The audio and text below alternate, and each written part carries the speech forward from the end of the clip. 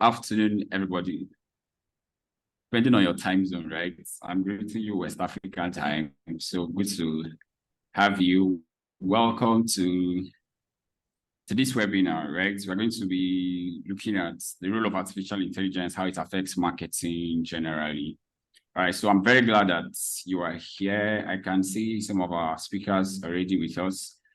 So I'm very delighted to have you. And everyone joining us from wherever you are joining us from, we are glad you are here. And we promise it's going to be a very interesting session, right? It's going to be very insightful. And I'm sure the questions you may have will definitely be answered. Okay, I guess many of us, or if not all of us, would have watched Terminator. You remember that Arnold Schwarzenegger Terminator movie?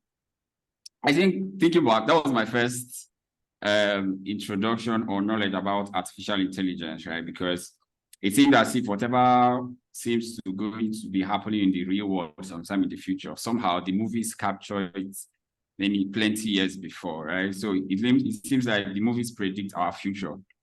So a long time, the Terminator movie came out, we saw machines trying to take over the world. And recently, when the whole wave of artificial intelligence started gaining popularity, right? And so like maybe plenty of other persons like me would have asked, are they finally going to take over the world? Do we still have those concerns?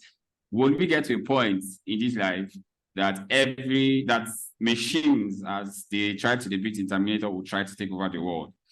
But that's not our interest today, right? We are going to be focusing our interest on how artificial intelligence is going to be affecting marketing, because it's already doing that in diverse areas. Okay, before we start, we're going to do a very quick exercise, right? I'm going to share something on my screen. It's going to be a simple task, an artificial intelligence task, right? So I'm going to share my screen.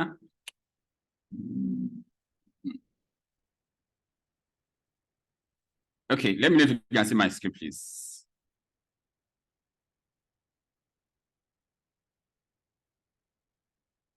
If you can see my screen, you can indicate in the chat or something, or you just, okay, I'm seeing a thumbs up from Peace, Lily, no Peace, and okay, yeah. So this is a simple task, right? We are going to be targeting a hypothetical set of target audience. They are university students aged 16 to 30, right? And we know that one of the needs of university students is to maybe stay up and read at night. They want to pass exams, they want to pass their tests or something.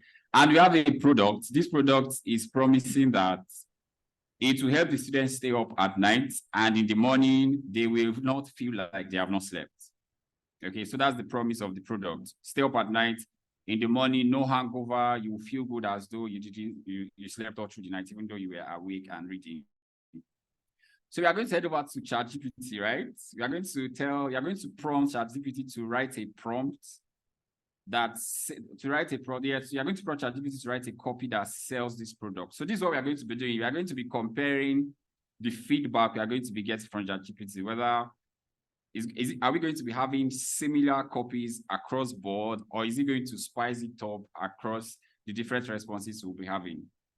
So we are going to do this like in the next 2 minutes, right? So you can frame the prompt in your own words, but tell ChatGPT to write a copy that sells these products to this target audience. Whatever ChatGPT tells you, just post this in the comment section. Your time starts now. We have 2 minutes, please. Okay, we have 2 minutes to do that. This is 15:04, right? This is 15:04. So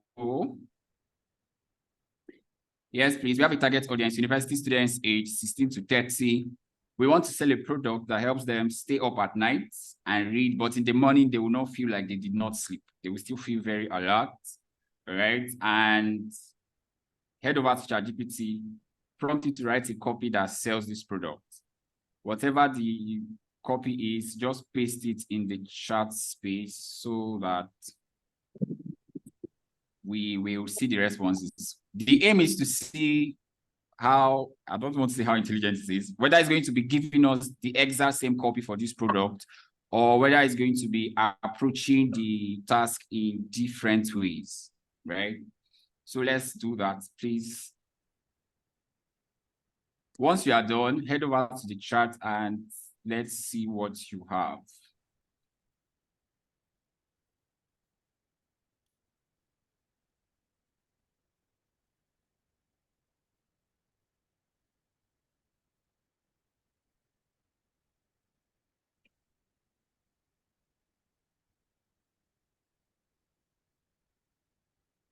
If you are just joining us, we are doing a task before we get into the conversations proper. We are doing practical stuff now. So we have a target audience. I'm repeating it. We have a target audience of university students who are aged 16 to 30. They have a need. They want to stay awake at night and study, but they don't want to feel like they did not sleep at night. So we want to sell a product to them that helps them stay awake and read, and at the same time feel like they slept all through the night. So we don't want to bother with the copy. We want to tell ChatGPT to come up with the copy that sells this product. Okay, let's see. Do I have any responses yet? Just copy the response ChatGPT gives you and paste on the chat space. Okay. Copy and paste ChatGPT's response to the chat space. I'm waiting for the first response. If I can get at least maybe 5 or thereabouts, we just compare them.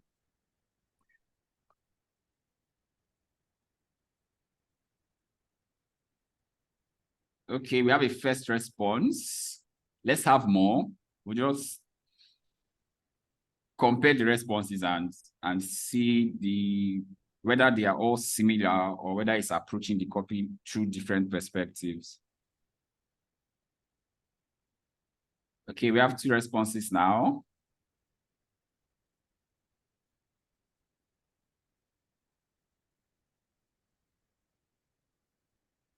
No, you're not editing the response, just copy and paste.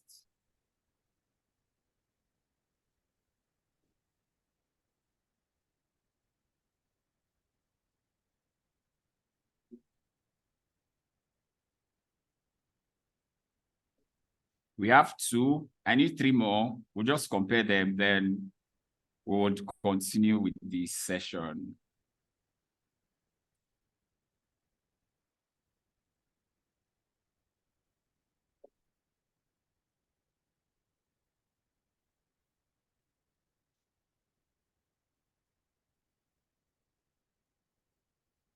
We have 3. If I can get 1 more, we have 3. We have 3 copies.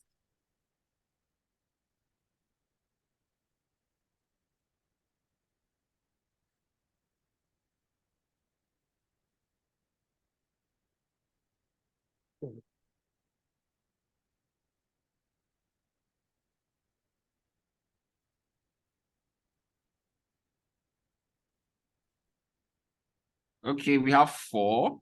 I think that's we can do our comparison with that. Okay, I'm going to stop sharing my screen now.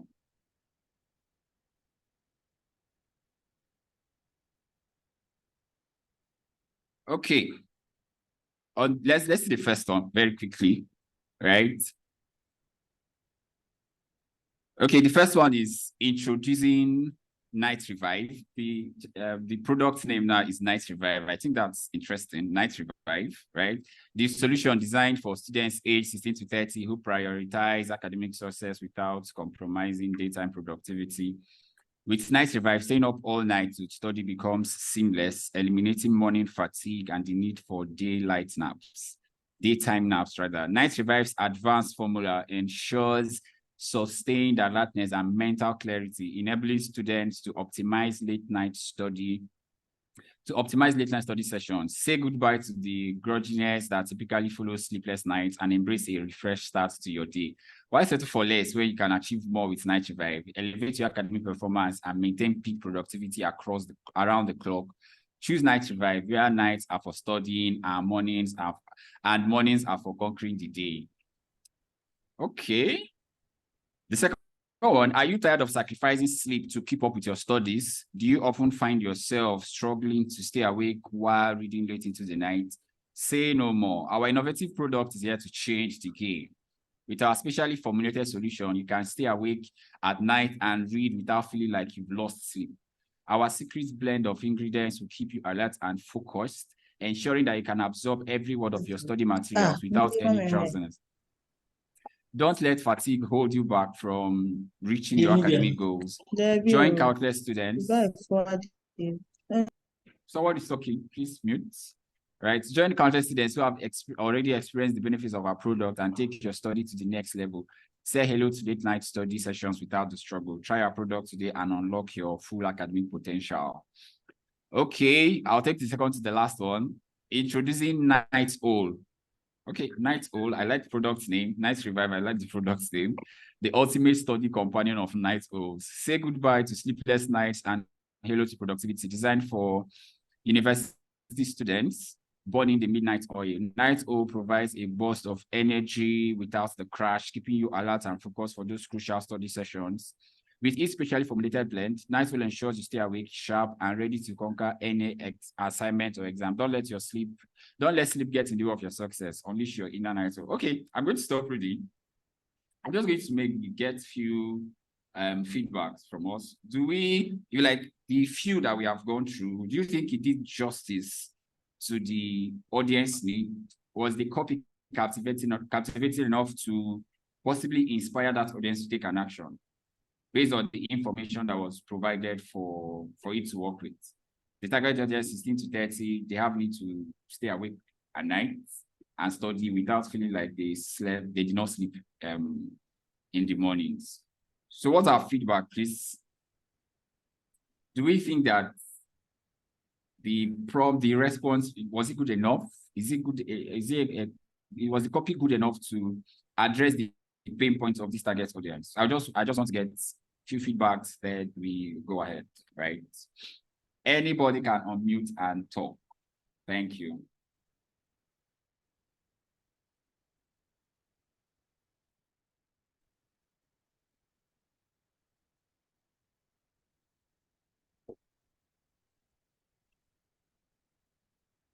Feedbacks. Was the copy generated by ChatGPT good enough? Do we think it addressed the pain points of this target audience? And is it possibly going to inspire this audience to take an action and buy the product?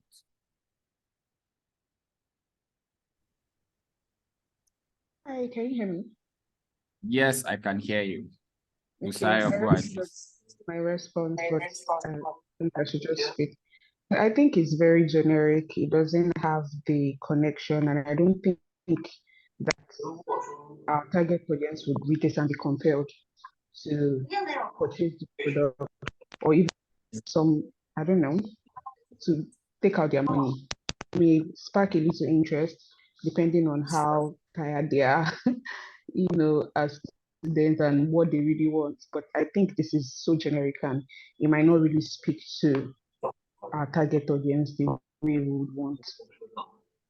Okay, Busayo thinks the copies generated were too generic. Okay, and will possibly not inspire them to take an action. Do we have any contrary opinion, or does someone agree with her? Another response, please, to counter or agree, then we'll move on with the sessions. So I agree with Busayo. I think it would be better if it can be edited to add human touch.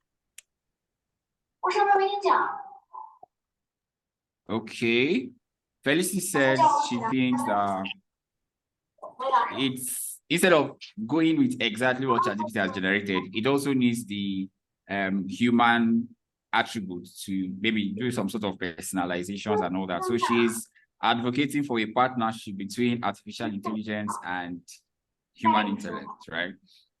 Okay, so maybe by the time we go through the conversations, we could see whether it's possible to, is AI going to replace us, or is that sort of going to be a partnership between these two parts of the ecosystem, artificial intelligence complementing human reasoning, or are there areas that AI is going to completely take over, right?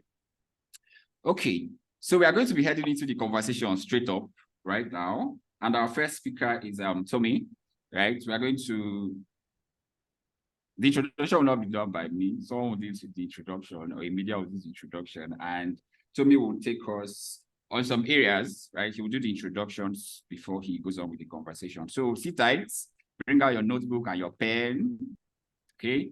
And it's going to be an interesting journey. So once again, you are welcome to the role of artificial intelligence in marketing, right? So let's get right into it.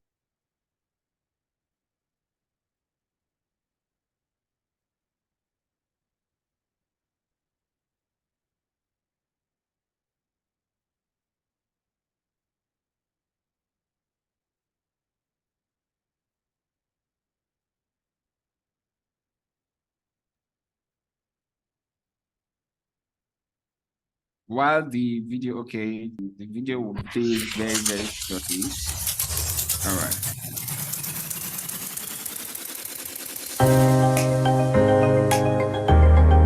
Tomiwa is an experienced digital designer with a decade of work in product design, development, marketing, and branding under his belt. He made his mark designing Africa's first agri-tech crowdfunding app at FarmCrowdy, and is now making a difference at learning equality as a senior product designer, helping to bring educational resources to places without the internet. Always on the lookout to tackle big challenges in different sectors with his skills, Tomiwa co-founded Early Bean and Retna, showing his knack for starting tech-driven projects. He studied computer science and economics at Obafemi Awolowo University, Ile-Ife. When he's not working, Tomiwa loves to read and write stories, whip up Nigerian meals, and dive into everything from comic books and movies to YouTube essays. Ladies and gentlemen, Tomiwa.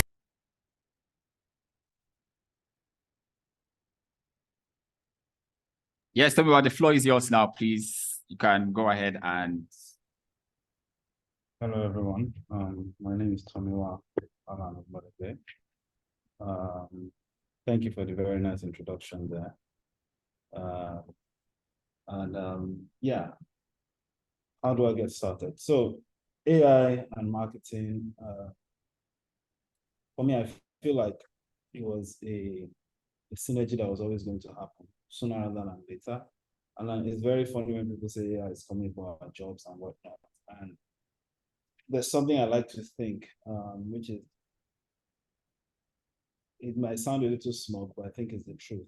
And that is, if AI can replace you, then you weren't applying yourself in the first place. And that is why I think I particularly liked the feedback that I think Busayo gave, with regards what's the AI-generated text in the experiment look like, with regards to it being generic and lacking connection. The thing is, I like to think that AI is a fantastic starting point, and it should be regarded as a starting point. AI as is, right? It's a fantastic starting point to whoever and whatever it is that you apply it to. But that's me jumping the gun, right? So let me get into my talk. I did not prepare a presentation for this meeting, but I thought about it and I was like, I mean, we said that we're talking about AI, right? So I decided to come up with how do I say this now? I used AI to create a presentation from my meeting notes in 5 minutes. And I now have a presentation, even though I didn't have one 10 minutes ago, right? So I just thought, what better way to illustrate how useful AI can be than to use it to do something that dramatic. And I have succeeded in doing that, and I will be sharing that in a few minutes. But in the meantime, I would like to ask a question, right? Since we started this meeting with experiments, I'd like to ask a question, and I'd like to hear how if there's anyone on this call who is currently working in marketing or design, and I like saying marketing and design because I think that they go hand in hand. I'd like to see if there's anyone who currently uses AI, what AI tools they use and how they use it. If anyone is willing to share.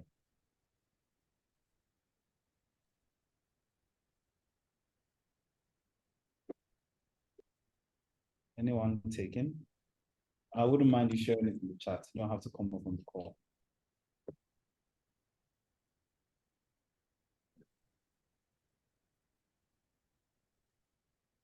Yeah.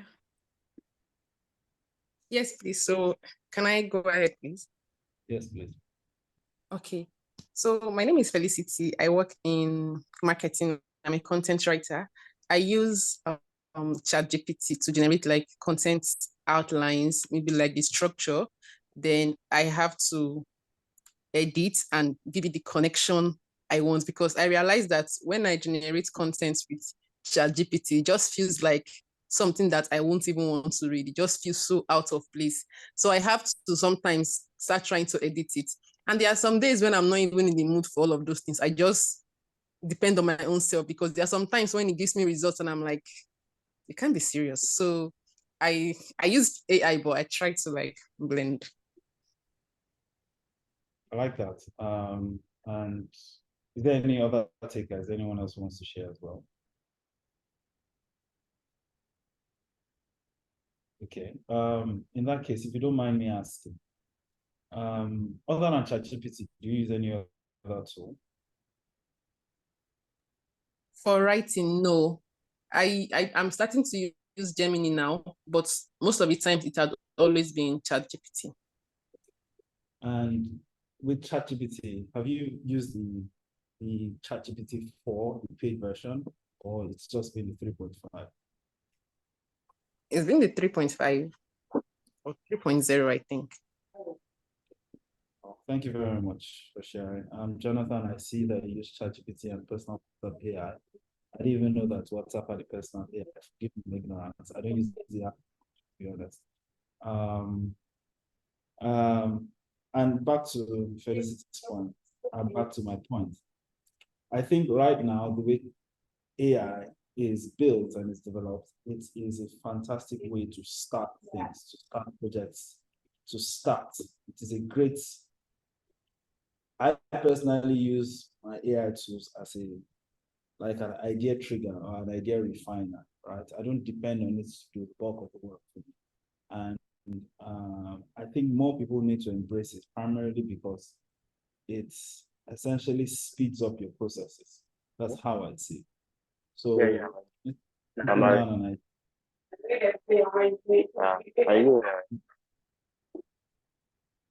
Needs to be read there. Anyways, as I was saying, it's a fantastic starting point, and I think the more people embrace at the starting point, the more productive more people are going to get. In the meantime, I have shared the presentation with the team. I'm hoping you can put it up for me so I can get into my talk proper. Is that okay?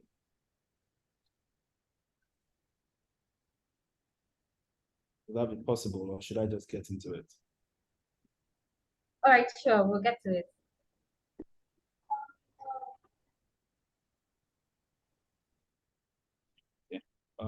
Maybe I'll just share my screen. I was hoping I didn't have to, but I'll do that. Okay, it's already up. Fantastic. Thank you very much.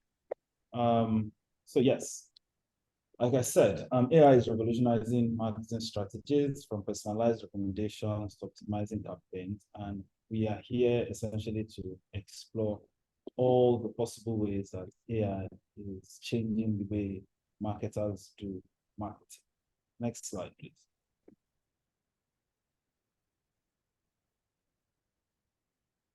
So I have dimensioned it across quite a number of cadres. First of all, is an introduction. Of course, there are still many people who are in the professional space who don't understand or have not fully embraced, or have not even embraced at all, the concept of AI in their workflow.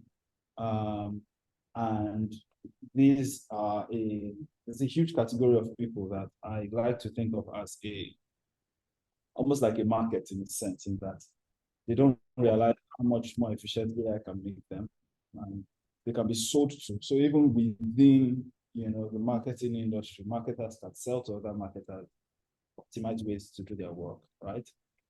There's also customer interactions, the way companies are using AI to essentially talk more and talk faster with their audiences. There is personalizing consumer experiences, people using AI to analyze data to granularly identify what consumer preferences are and then creating custom experiences for them. And then marketing strategies, which seems to be the biggest use case, where essentially you are going to your AI and you're typing in an idea and you're hoping that it spits out a refined version of it, or it creates a version of a marketing strategy that you can then apply. Next slide, please. Now, before I get into this next slide, I want to touch on, let's go back to the last slide. So I want to touch on possible applications of AI that may or may not already be exploited by professionals. First one, of course, is content creation, right? So people are going to ChatGPT and using it to generate captions for social media posts.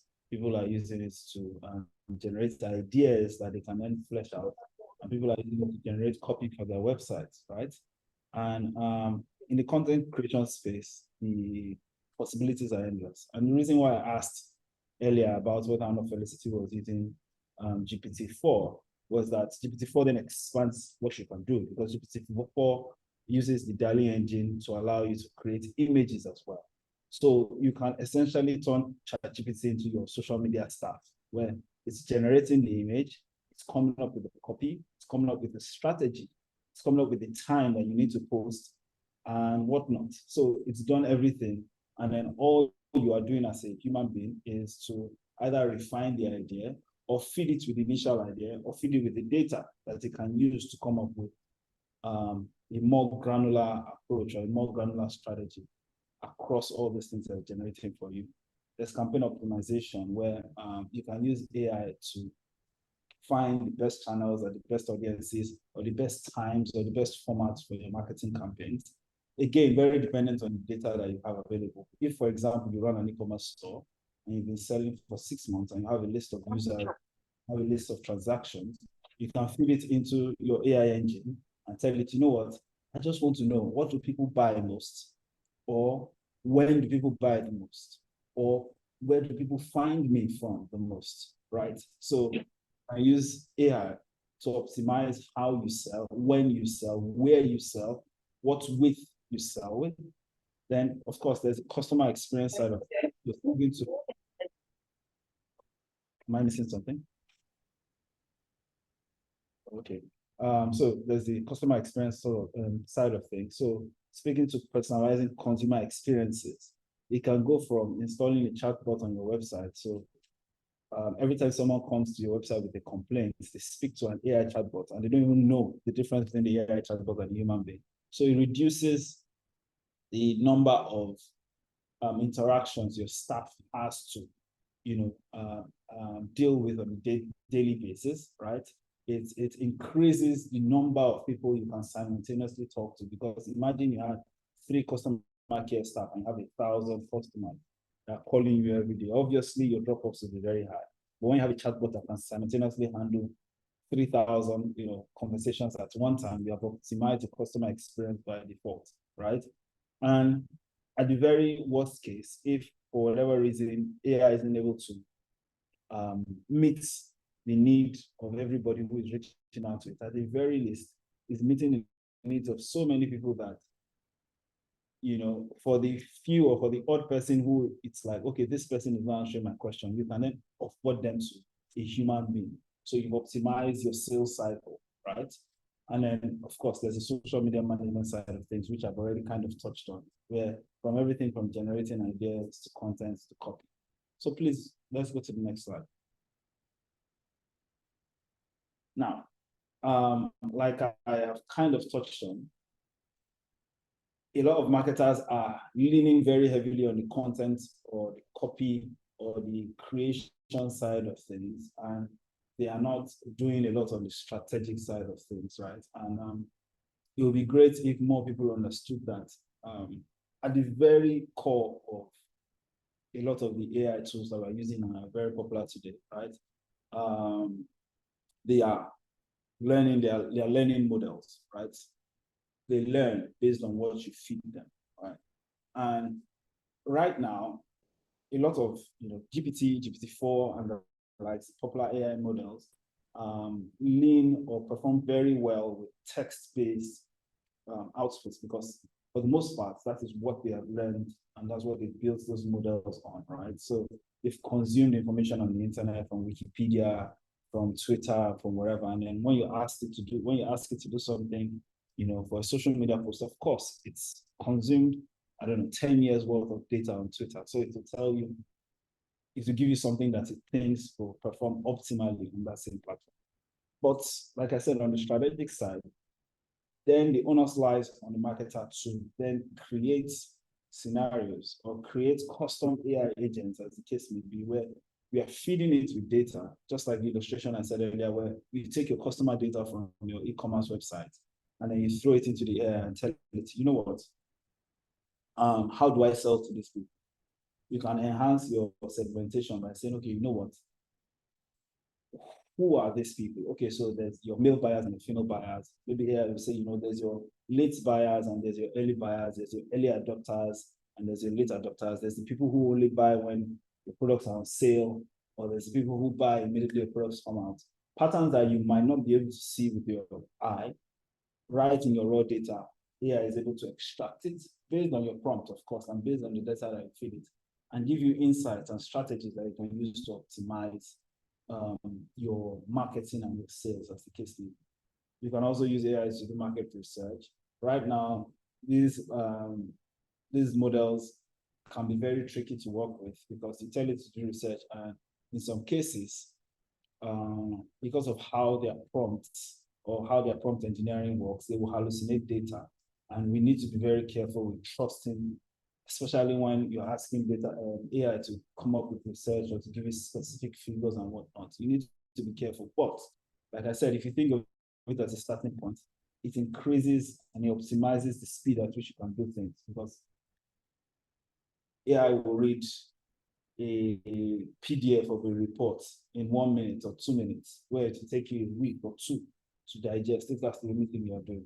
And then, of course, using this same data that I fed, you can turn it into strategies, turn it into actionable points. All of these things you can do on the strategic side. So we shouldn't ignore the strategy or the data heavy side, because we are so focused on the content and copy creation side. Next slide, please. I've already touched on chatbots and customer service, right? Chatbots give you so many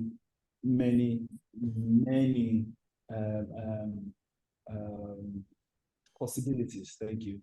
With regards what you can do, how fast you can talk to your customers, how much information you can get from your customers, and marketing strategy and marketing at its core depends on feedback or how much research you can do. So if you're talking to more customers, talking to them faster, you're getting a lot more feedback from them. Of course, your marketing is going to improve, because you're going to get a lot of insight. You might find out that your customers like your packaging, right, more than they like your products.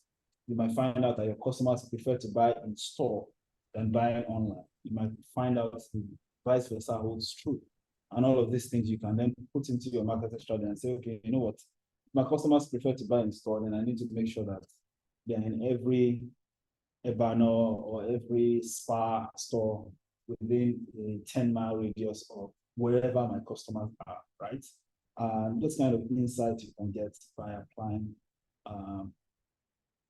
data to customer service and chatbot related data that you generate from the users. The final slide, please. Now, with regards to the future of AI-driven marketing, I like to think that the possibilities are endless. I have highlighted the customer-facing side, which is talking to customers. I've highlighted the copy and the content creation side, which is what a lot of marketers are currently using. And I've highlighted the data focus side, right, which a lot of marketers may not be leaning on as much as they should. And then predicting the future would be a fool's errand in the sense that, of course, all of these things I've highlighted will grow, they'll get better. We'll get to a point where we'll have AI-driven companies where the entire company, I remember a quote from Sam Altman, the CEO of OpenAI. He said that they had a running bet within OpenAI as to when we are going to see the first one-person billion-dollar company. And it just points to the possibilities that AI will give creators and builders in the future, where you could have a company where the app is no-code AI built, the customer service is completely run by chatbots, the social media marketing is run by an AI agent that is creating content, creating strategy, creating post schedule and posting. And then what else would there be? The branding and whatnot would also be run by AI. Now, would all these things be perfect by themselves? I don't think so, right? But at the very least, what they will give marketers is the possibilities to do a lot more with a lot less resources. And that's how we should be looking at the utility of AI going into the future. So the future is non-zero sum, right? It's not like for me to win with AI, everybody has to lose. I think that we can enhance and create a bigger global economy by being way more productive, the same way the Industrial Revolution made the world's economy a lot bigger, made the world rely a lot less on, driven tools. That is the future that we are presented with today. And just getting into it as quickly as possible, finding more efficient and creative ways to use it and to apply it will give us the edge over, the people who are still depending on traditional marketing or traditional marketing strategies of this world. So yeah, that's it. That's everything I have to share today. Thank you very much for listening to me going on and on about AI. I will be happy to take any questions on whatnot. Thank you. Okay, thank you, Tomiwa, for the very interesting session, right? And this is not about what you said now, it's about you, right? Your pictures I've seen. When I saw you on your new hair, I was I was trying to place it with Tomiwa, right? Okay, but yeah, I just wanted to take that on my chest. Okay, now back to the conversation, right? Okay, I generated. yes. I think before your session actually started, you just demonstrated what AI can do, how powerful it can be. Like before you started, you mentioned you had no slides. In less than 5 minutes, you had a slide. And you demonstrated what you said it should be. It was a starting point for you. Putting a flesh on what it generated was still on you, right? It took what it generated as a guide and made it your own. So there was that personal touch, there was that experience that was coming from you that AI didn't have, right? So I think what's standing out for me in this session, even though we'll get to the point where I'll get asked questions, right, is that you said that AI should be regarded as a fantastic starting point. So anybody that is disregarding artificial intelligence right now is making a very big mistake, because you are slowing down your workflow so much so that what you can do in, let's assume you are going to prepare the slide you just presented, it's not going to take you 2 minutes, it's not going to take you 5 minutes, it's going to take you a lot more time. So the person will be working much more slower than the person should have worked, right? And it saves time, of course, and it should also be an idea trigger. You also mentioned the different areas that AI can be implemented. Yes, I like that you emphasize that it's not just the content heavy type, the words and all that. AI can be used much more in strategy generation, in data analysis. So we can do much more with AI that is not just writing, right? We can use it to generate content. We can use it for strategies. We can use it for customer service. We can even use it to generate better idea for sales, right? And strategies and all of that. So thank you for the very awesome session we had. I'm sure we'll get to the point where we get to ask our questions and justice will be done to them. All right. So we are going to be going over very quickly to the next aspect of this presentation, and we'll share a very short video quickly before we welcome our next speaker. All right. Are you feeling overwhelmed by the complexities of managing online marketing as a startup founder? Do you want your business to thrive, but don't know the right marketing strategies to use? That's where Log10 Media comes in. We are the marketing agency for those who dare to dream big. We understand startups because, well, we're a bit like you. We're a team of experienced yet wildly creative geniuses, passionate about helping founders, their marketing teams, and the ventures they represent achieve liftoff. From crafting a brand that resonates to driving targeted leads, we have everything you need to ignite your digital engine. Our services include social media and content marketing. We craft engaging content that gets your story heard. Performance marketing. We target the right audience and drive measurable results. Product marketing. We position your product for success in the marketplace. Crisis management. We'll help you navigate any PR storm with confidence. Influencer marketing. We connect you with the voices that matter most to your audience. Email marketing. We build nurturing campaigns that convert leads into customers. Digital public relations. We secure coverage across the digital landscape. Branding will develop a brand identity that sets you apart, and more.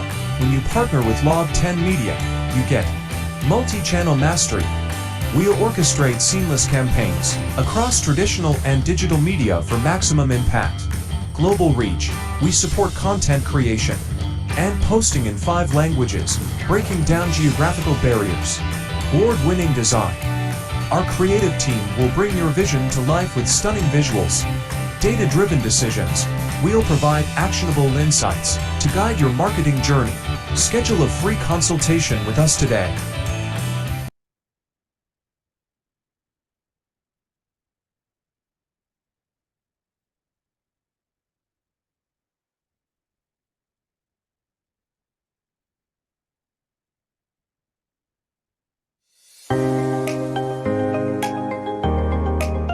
Driven by her passion, Lily is a dynamic marketing professional with a keen ability to capture the bigger picture. With a rich background in brand management, creative strategy, lead generation, digital marketing, SEO, email marketing, social media marketing, content marketing, as well as event management, Lily has dedicated herself to elevating brands, products, and services. She excels at connecting with the right audience and enhancing customer satisfaction, bringing a creative spark to every project she undertakes. Her diverse experience spans sectors like food and beverage, automotive, legal, logistics and supply chain, industrial, media, insurance, working with both regional and multinational corporations. This diverse background has equipped her with a versatile skill set and a comprehensive understanding of various market dynamics. Currently, Lily spearheads marketing strategies and executions for the Middle East and Asia at Tulk, a leading supply chain partner for the chemical industry with a team of over 4,500 employees and generating more than 400 million euros in annual revenue. Lily's commitment to continuous learning, fueled by her love for reading, keeps her abreast of the latest trends and insights into the rapidly evolving consumer world. Let's welcome Lily.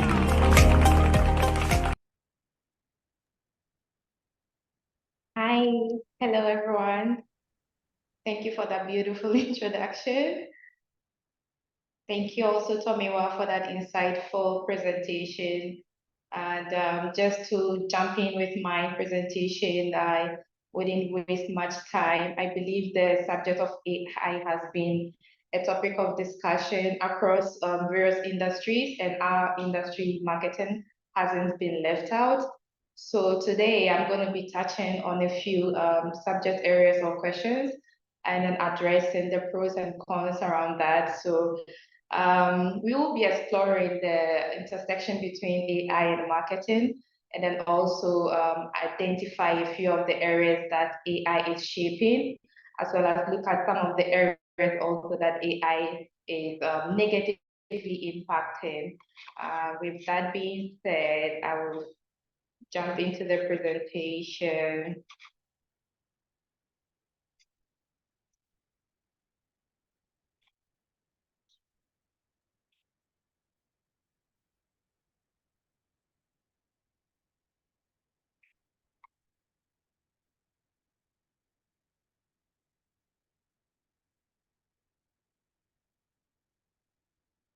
Yep. Okay. So AI, as we know, has leveraged, is being used to leverage a lot of opportunities in the marketing sector, as well as other industries, as I have already highlighted. And then also with this great power comes a lot of great responsibility.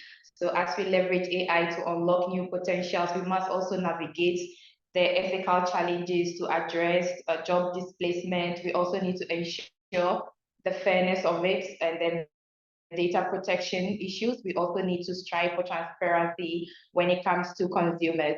And therefore, we will be addressing all these critical aspects in this, sorry, is this bar showing on you guys' screen? Yeah. Thus, in this today's presentation, I will delve into these critical areas to understand how we can harness AI's responsibly for marketing excellence. With that being said, let's jump into the first point, being, is AI here to stay?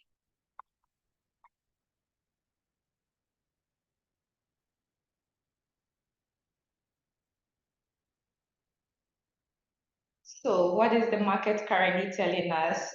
So from some insight gathered from Statista and HubSpot, we have been, it has been revealed that the global market revenue for AI in marketing has been projected to hit over $100 billion by 2023.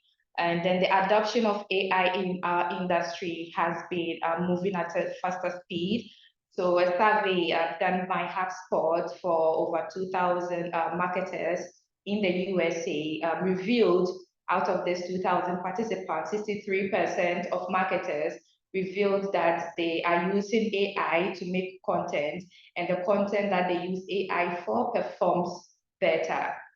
Whereas 89% also of marketers says that using generative AI improves the quality of their content. The 83% also of marketers says that AI helps them to increase their content significantly. Now, let us go into some of the areas, some of the areas that AI is being used. And Tomiwa has already touched on most of this points, so it's more like a refresher or a repetition. And I would say AI has become a cornerstone for marketing strategies. A lot of marketers now are using AI for customer insights, data analysis, and personalization. So with customer insights, we are able now to delve deeply into the customer behavior, preferences, and trends. And then we all get this information through sources like social media, purchase history, and online interaction. Data analysis, also AI now is helping a lot of businesses to be able to analyze vast data and quickly or accurately make business or strategic decisions out of that. Personalization AI now is also helping a lot of businesses to personalize their solution and product for consumers. They are leveraging a lot on this, and it's really helping speak to the customer directly. Moving on before that, so a few examples of companies that are really leveraging on AI with customer insight, data analysis, and personalization is Coca-Cola, Amazon, and Netflix. So what is Netflix doing? Netflix at the moment is harnessing the power of AI by analyzing data of its subscribers, knowing precisely what they are watching, and being able to recommend movies that are in line with their preferences. So this is one way that AI is being used to promote customer satisfaction and loyalty by Netflix. Amazon is doing something similar. It also recommends products based on the buyer's purchase history and searches. And then Coca-Cola obviously also uses AI to understand the trends in the market in order to know when there is a high demand for their product, and also be able to leverage on this insight to manage their resources well. So these are some of the positive outcome of using AI. Now, let's delve into some of the AI tools that marketers are currently using, which is very, very, very good for some of us. I know the most common one is ChatGPT. Everybody has jumped on this, but there are quite a few other alternatives to ChatGPT, like Writesonic. There is also the Maj for image creating. We have Durable, which is very good for PRO. And then also we have Runway, which is a tool for graphic visualization. So there's quite a number of AI tools now out there that is really helping marketers work really fast and seamless. Now, let's delve into some challenges of AI. So with the rapid evolution of AI technology can outpace regulatory frameworks, leading to potential misuse. And as we know, AI predominantly relies on historical data and then also consumer data. So the issue of invasive data collection has been a topic of discussion also when it comes to some of the challenges that comes with AI. Again, when customers' data is breached or their privacy is invaded, there is an erosion of customer trust, which is something that we as marketers wouldn't want to lose. So that is what our main goal or objectives are always about: to build awareness, to generate leads, to build customer satisfaction, retention, and loyalty. So if we are going to leverage on AI to do great things, but to lose the one person that we are building all this solution and products for, then that is a big challenge. So yeah, these are some of the challenges that AI is also creating, which includes invasive data collection and then eroding of customer trust. So one good example is Cambridge Analytica, which is a company that in 2018 actually harvested the personal data of millions of Facebook users for their political campaign. This caused a lot of buzz in the media, and a lot of consumers were not happy about this type of breach. So this is some of the negatives that AI could bring. Let's now look at some of the ethical considerations. So data privacy and consent, we've already highlighted how invasive AI can be in terms of data collection. And then in order for us to be able to serve the customers well by maintaining their trust, we should be able to respect their privacy as well. Consumer perception and trust. So how consumers perceive the use of AI in marketing can affect their trust in a brand business. So as marketers or businesses, we need to ensure that their use of AI aligns with our brand values or the brand guidelines, and then also with the expectation of the customers. Me.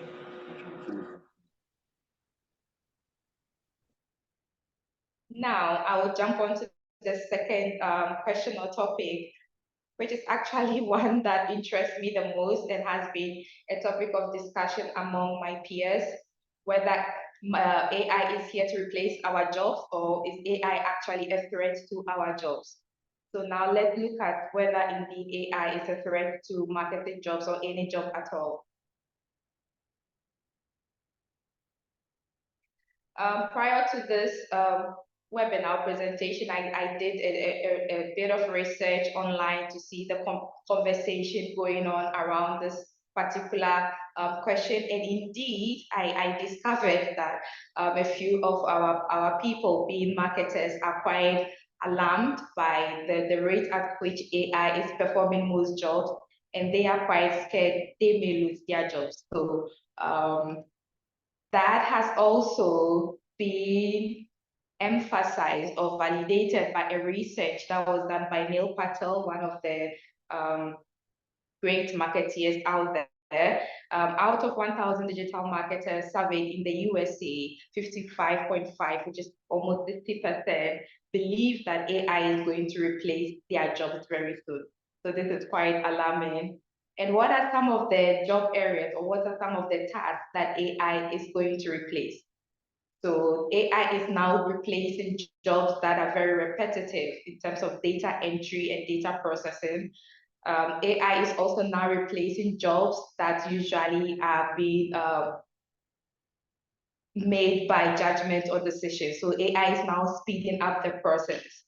AI is also now being leveraged in content creation, producing content, creating reports and summaries. Translation also, there are quite a number of AI tools out there now that is helping convert text to speech, vice versa.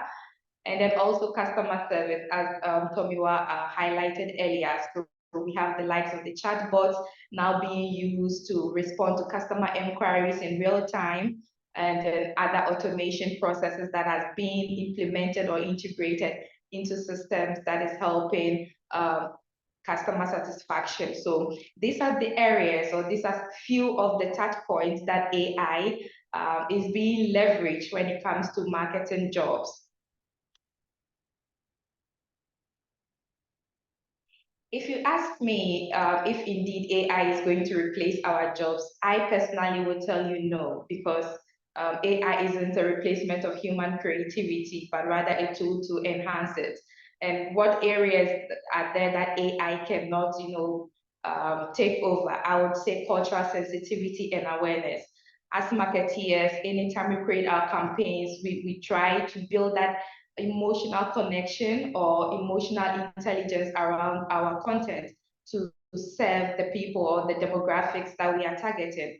And cultural sensitivity and awareness is something that I believe that AI relies on historical data and whatever information we feed it to provide whatever solution that we are asking it for. However, I believe there are certain cultural sensitivity topics that AI will not be able to touch on. So that is what makes us unique as marketers, that we have this leverage, beyond AI, to be able to respect the cultures across boundaries and demographics, to be able to tailor our messaging or our product or our services to the consumers. Emotional intelligence is also one area. Indeed, now AI is trying to replicate or build emotional intelligence around its output. However, I would still say there will always be a missing link between the human factor and then the artificial intelligence factor. So AI now it can't be able to replace that emotional connection we have with our fellow humans or consumers. And then also creative intuition. Marketers can draw on personal experiences, artistic influences, and spontaneous ideas to create truly original and compelling narratives. And I believe this is something that AI cannot easily mimic. So positively, even though we saw in the previous slide that a lot of marketers are worried that AI is going to take over, I would say AI is not going to take over, but there are a few areas or skills that marketers can still leverage on to beat AI. So then, what is the key solution?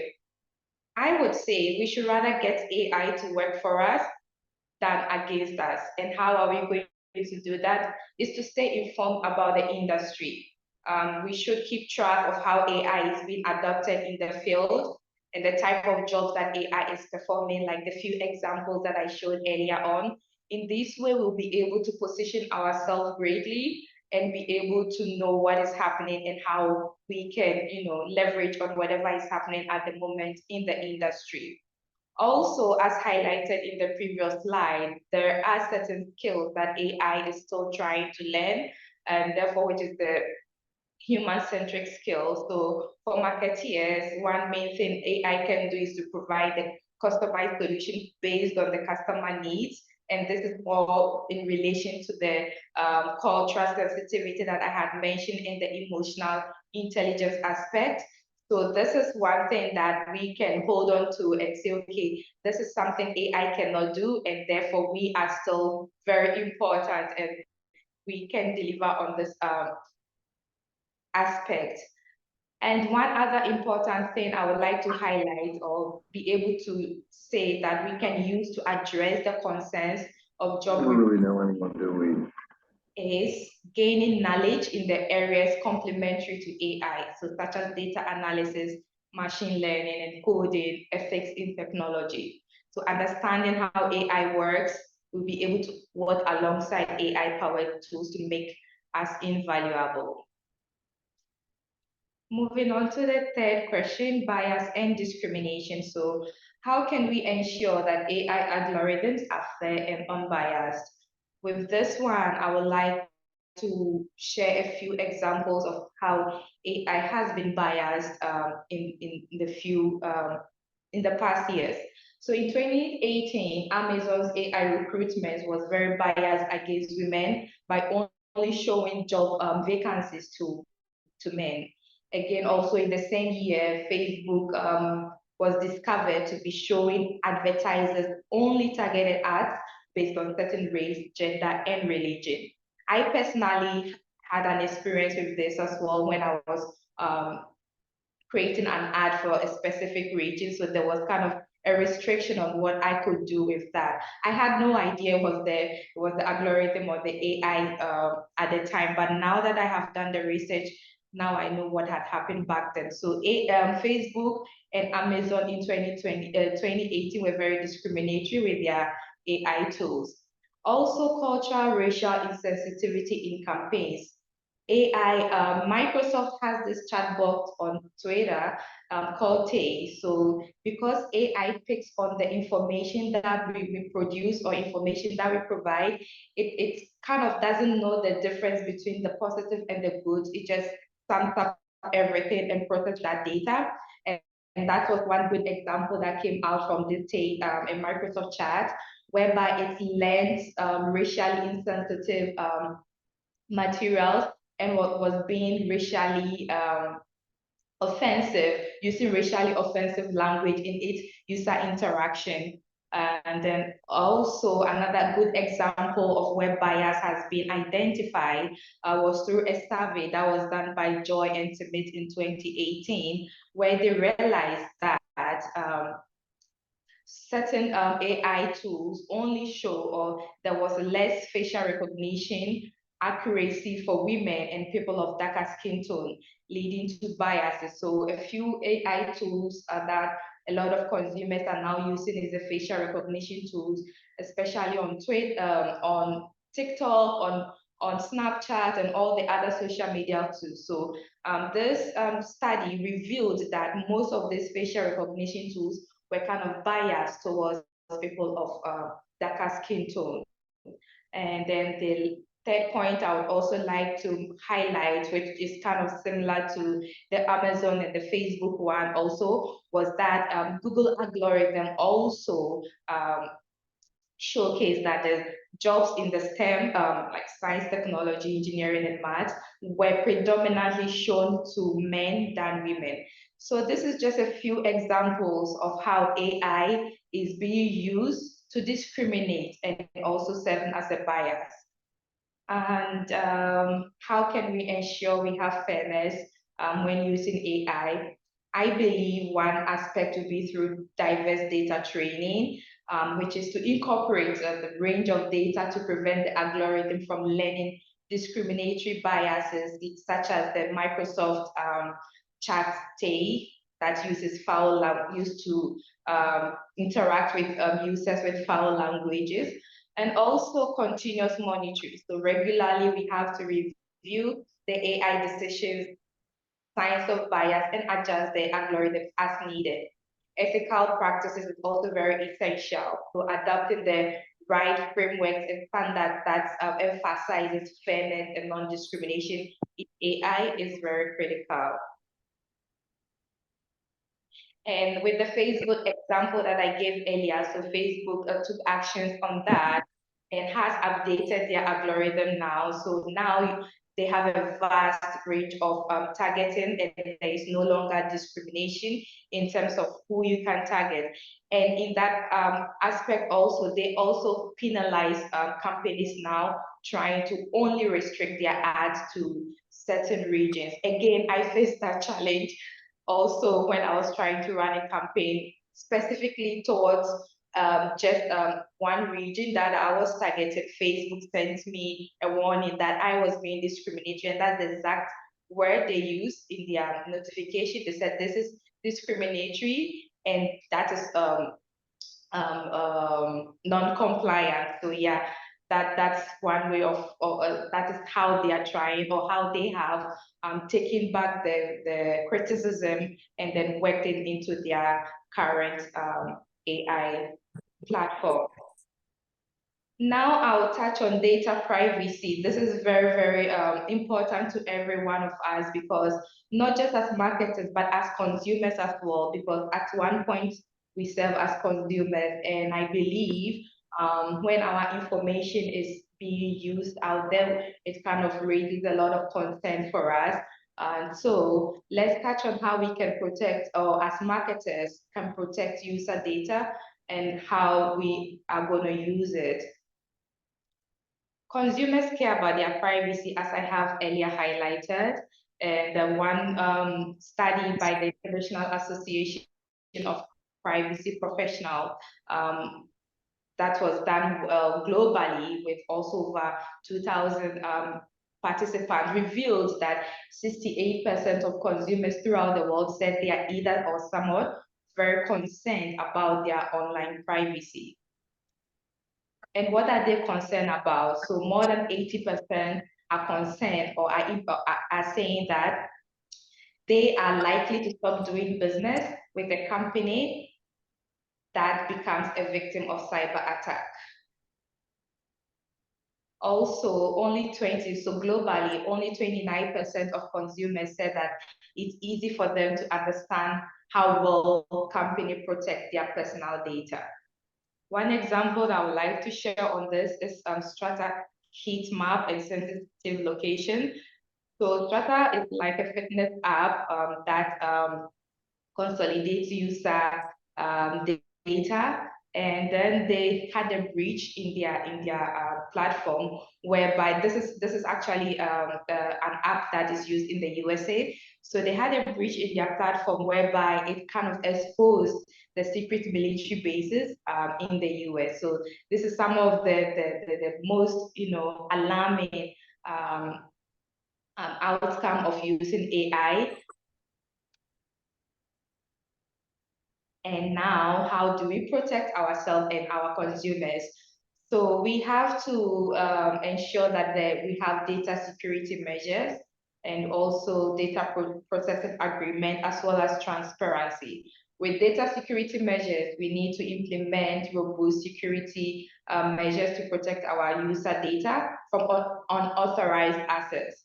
And then this includes encryption, which WhatsApp is kind of really big on with our data.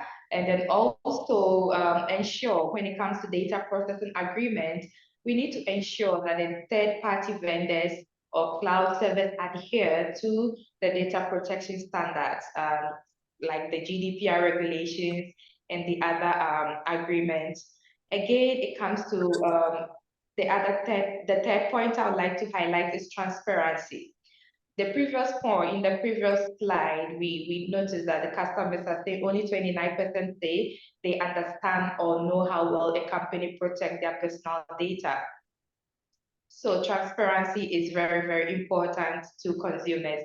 Thus, we need to be clear with users about what data we are collecting and for what purposes. This includes obtaining informed consent where required by law. So 64% again from the study by the IAPP organization also highlighted that consumers say that companies that provide clear information about their policies enhances their trust.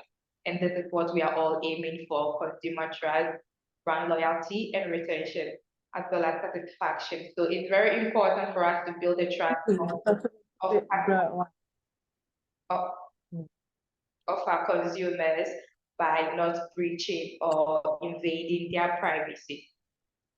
Moving on to the fifth point would be transparency and explainability. And here we will touch on how can we make AI-powered marketing decisions more transparent and explainable. So there has been a lot of complexity of AI models and of how AI models can make it difficult for marketers to understand how decisions are made, leading to the black box problem. And that's how are we going to address this, or making AI-powered decisions more transparent and explainable. One way is to be, again, transparent. So transparency is very, very crucial in our line of work, or in the line of work for every other sector. We have to be very transparent by providing detailed reports on how AI systems are making decisions. This includes the data set that we are using in the decision making. Again, also ethical and regulatory compliance. We need to ensure that the AI systems that we are using, whichever tools we are using, we need to read the compliance material to understand if this is actually being compliant with customer or data protection. And then also user education and training, educating the users about how AI system works, the limitation of the systems, and how to interpret their output can really improve the transparency and trust. And that brings me to the end of the presentation.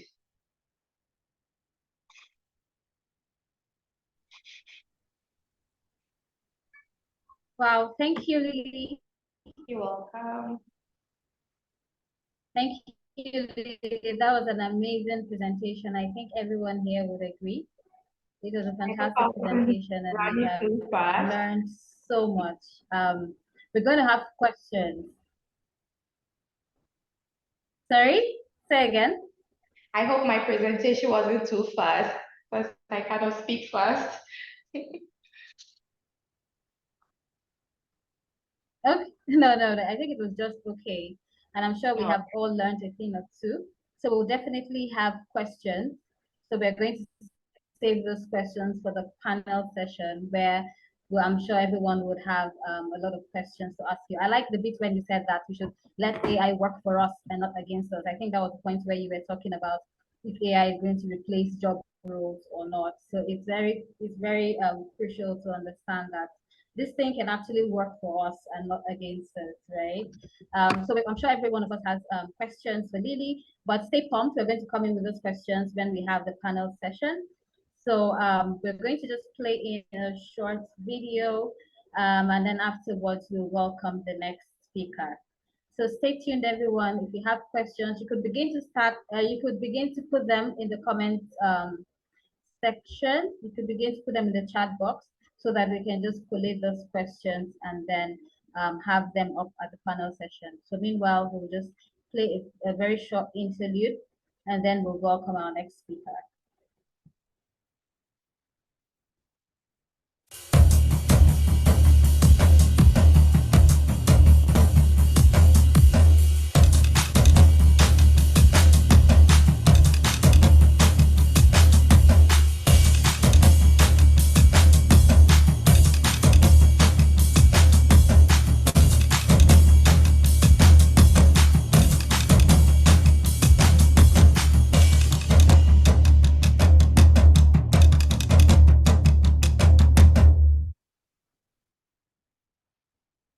Okay, that's a little bit about Love10 Media, what we do, who we are, and some of the clients and brands who have trusted us. So we will just introduce the next speaker briefly, and then he will have the floor.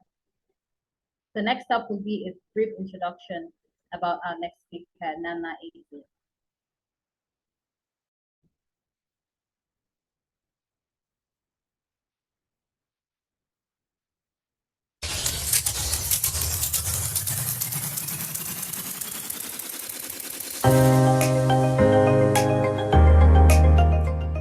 holds a master's in artificial intelligence and has over 7 years of experience working with diverse and remote engineering teams across various sectors as tech, digital identity, and financial services.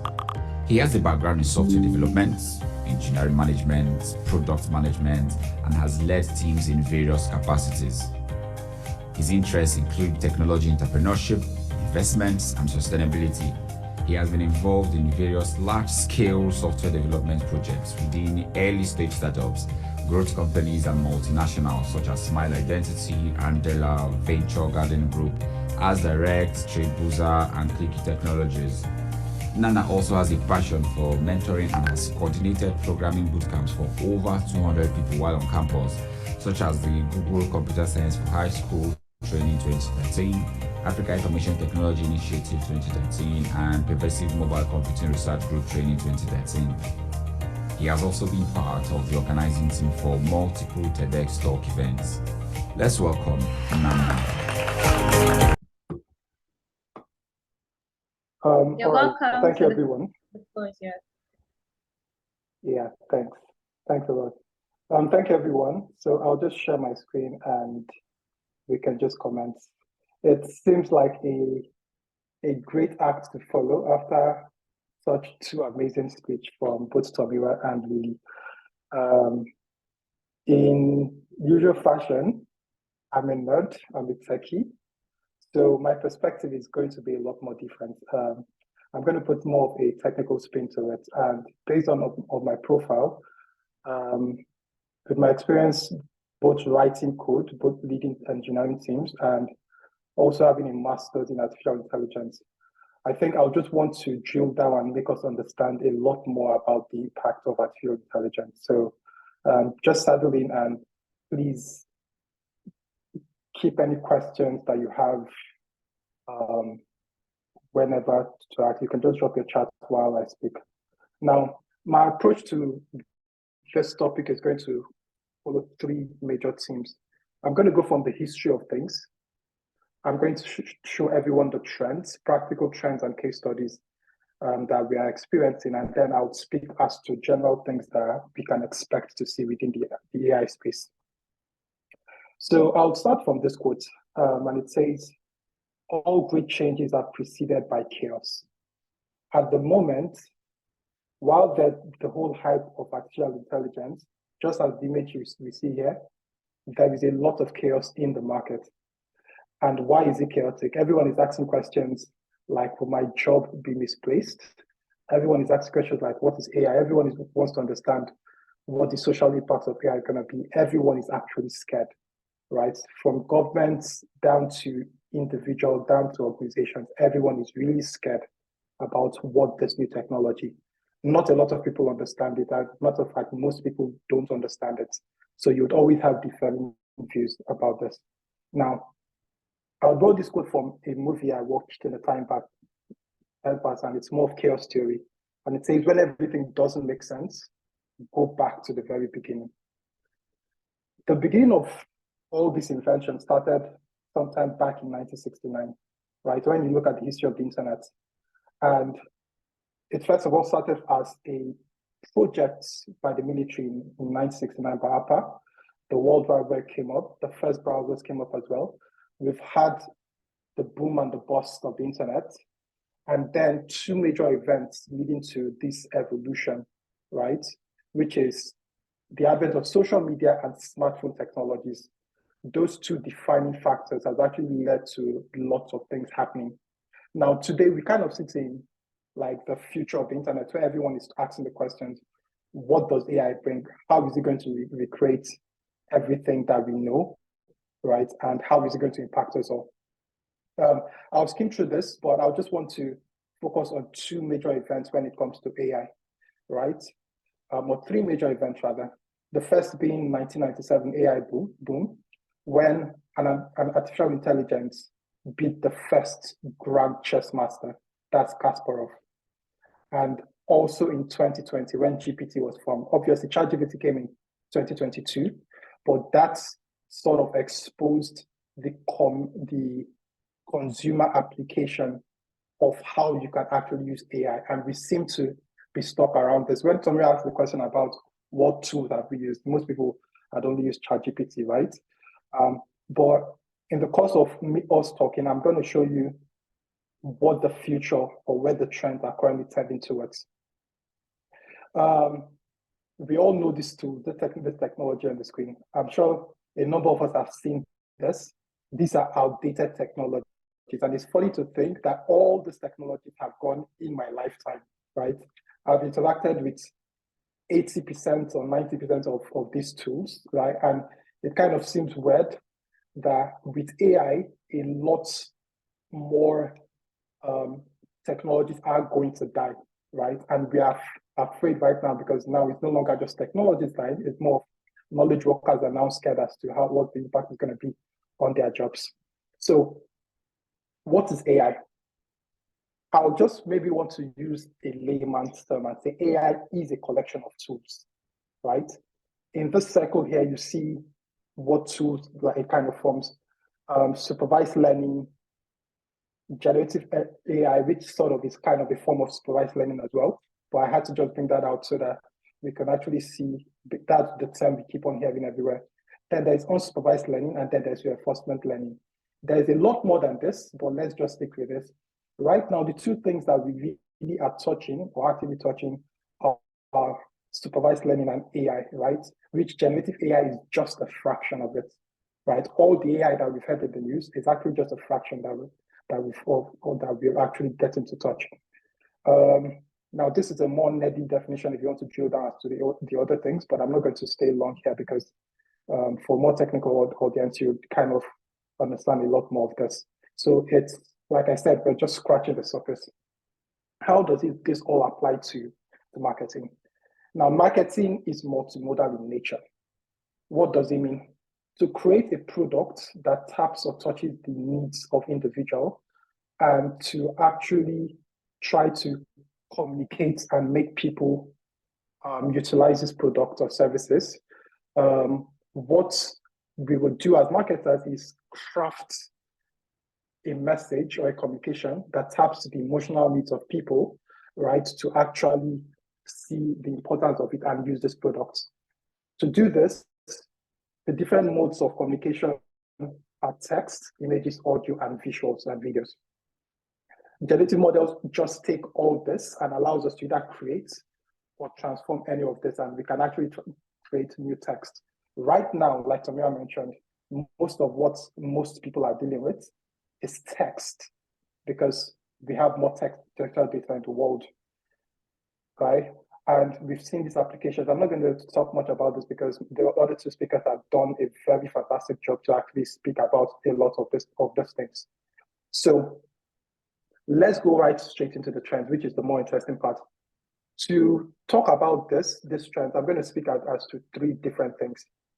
What the AI stack looks like, understanding the flow of money within AI, and then looking at the investment landscape that's currently playing out or has been playing out for the past 2 years. In terms of the AI stack, this, right, look at this as a building. The base is the foundation. The middle are the walls and the pillars, and then the top are the rooms in itself. Now, the AI stack comprises of these things: the hardware infrastructure, which we know a lot of these companies, NVIDIA, Intel, AMD, are working to build lots of infrastructure for this. The past 2 years in AI has seen NVIDIA be like the top leading organization here. If anybody follows the stock market, you've seen how the valuation has actually skyrocketed. Then in terms of the infrastructure and developer tools, companies like Google, AWS, Microsoft are playing this field, and then there are developer tools that are being built. Now, the application layer tends to be where we are all playing. Lots of the applications that we've either seen, heard, or engaged with sort of sit in this application layer. And this is where, as digital marketers, we are going to play most. But then I'll tend to think and I'll tend to say, maybe later in my slides, that be prepared to step outside your comfort zone. And stepping outside your comfort zone means you have to step out of this application layer in order for you to remain relevant in the market to come. You have to start thinking probably like a programmer, like a data scientist and everything. It's no longer the status quo that's going to be obtained. So if you look at the flow of money, most of the money or most of the investments are going to generative interfaces, right? Building infrastructures. It's more of all the money or majority of the money are going into the building blocks of it. If you look to the right, you see other things like where money is going to, or the amount of money or the fractions of money going into things like social media and marketing content, investment going into text-related AI companions, photo, video, and editing, right? And this is just between 2021 and 2022. Obviously, in the coming years, it's going to be a lot more, right? But then the flow of money right now is focused on certain things, building the foundations. More tools have been built, or most of the tools that have been built are more general purpose that can be used across platform. We are going to get a point whereby it's going to be a lot more targeted. Now, in terms of the investment landscape, what sort of technologies are being invested in a lot. If you see to the right here, you see visual media, 3D, building 3D assets, lots of investments, images and NFTs, lots of investments going into them, motion capture, visual arts, synthetic data, and then even into test, you'd see a lot of things or where the money is going to. This is very important, and I wanted to show the slide so that we kind of start getting a sense of where exactly do we need to start looking at.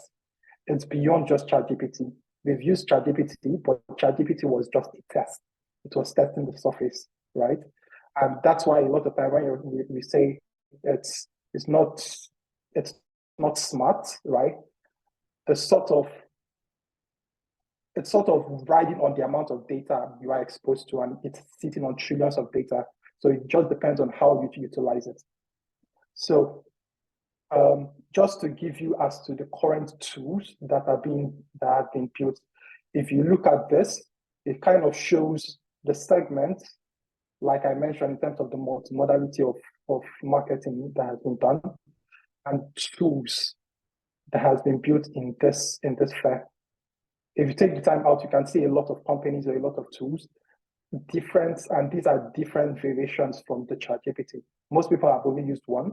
There are over hundreds, and they would keep on growing larger and larger and larger. I feel like we are sort of in the boom phase, and a lot of fads are going to disappear, and there's going to be a consolidation. But lots more tools are being built into place. Now, having said that, having understood how money is flowing, having understood what the landscape looks like, let's look at case studies and how these things are being used in the marketing or the digital marketing spaces, different from maybe what you are aware of. A very interesting case study is Shein. For people who have used Shein, their e-commerce site, they are doing something very smart and revolutionary, different from what other e-commerce sites are doing. So Shein uses AI to check the clothes, right? Or to check which clothes are having engagements on their platform. And once they look at it using engagement, they automatically send this data, right? Or they use this to generate product ideas, send this to manufacturing teams. And it's based on that they actually get to make items or clothes that they display on their e-commerce site. Now, this is very efficient. When you compare it to their competitors, you can see companies like Zara or other local retailers only make maybe one or few other models, but Shein makes thousands and thousands of models, and they sell, and they've been able to scale really fast. Imagine the world whereby the images of your friends and people that you are liking on social media, and you see certain image based on that engagement, content or information to which you can transform engagements, right, into marketable products, or even to determine what the supply chain of what is actually going to be built or sold to you. Another very interesting one is the Super Bowl, right? Or what the future of Super Bowl is going to look like. Now, in the Super Bowl, for you to get access to, for you to present paid brand or billboard ads for 30 seconds, you spend about $7 million, right? This is going to be very applicable beyond the Super Bowl, to the Champions League, to the Premier League, or even any other form of viewing. The future for this is going to look like this: connected TV targeting, right? AI storytelling, AI voice dubbing, producing new music, producing new movies, automatic content recognition. It can be a thing of, you see these glasses in a video or something, and you like these glasses, and you automatically say, oh, I like this, I want to purchase it. And it's going to be very easy for you to do it seamlessly. Same thing as the wristwatch.